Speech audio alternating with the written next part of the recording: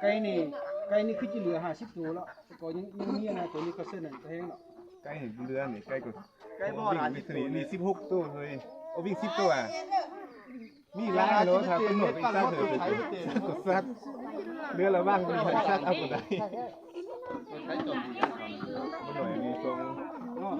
ตัวเป็ดนี่เขาจะซัก1 cc เนาะซักเขาอยู่มันซักเขาบนซีนมันเนาะซีนนั่นน่ะย่ำอุ้งเหมือนกว่าองมันถ้าแพงเค็มมันสุดเลยก็ถือซีนมันก็ได้แล้วเป็ดให้เจ้ามาซักเนาะ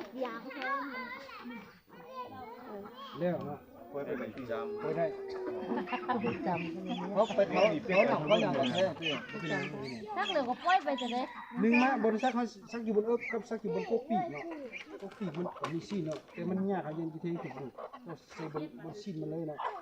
เบิ่งกะมันได้ซีนมัน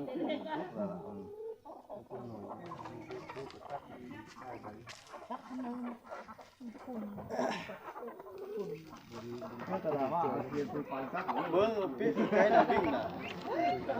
อันโค้ยของท่านกินเม็ดนี่มันหวานโซ่หวานปลาเดี๋ยว3ตัวซักใกล้ได้กินหน่อยนึงแต่หวานโซ่หวานปลาแล้วตัวแม่นี่ผมได้ซักมันเข้าจะไปนะตัวนี้ผมซักไปทาง4ตัวได้4ตัว1 cc เนาะแล้วตัวตายเท่กับซีนขนาดเท่กับซีนี่มันจะติดอยู่เขาจะให้คิวตรงซีนไหนตัวใหญ่สิถ้าตัวจอยตัวใหญ่นี่มันจะเป็นอันดีอยู่เนาะซักกระจุกเลยซักกระบอกเราเสียมือฉันเลยก็สั่งกลุ่มได้2 เดือนนั่นแหละไปทำมัน6 เดือนเปลี่ยนให้เขาสั่งนั่นเด้อวันนี้จะให้ซักจะซักก่อนมีเสื้อซักบ่ให้ซักเปลี่ยนเห็นเศร้าเม็ดน่ะเศร้าสุดขีด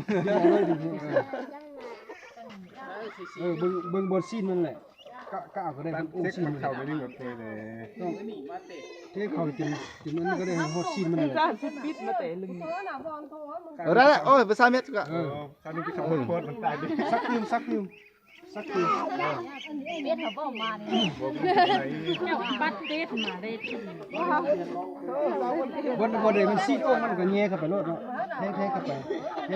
ให้มันฮอดซีนมันก็มาเข้าไป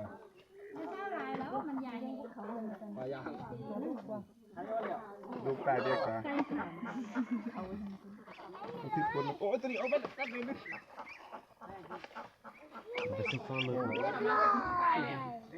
ได้ก็ทิ่มเลยเนี่ยมันจะได้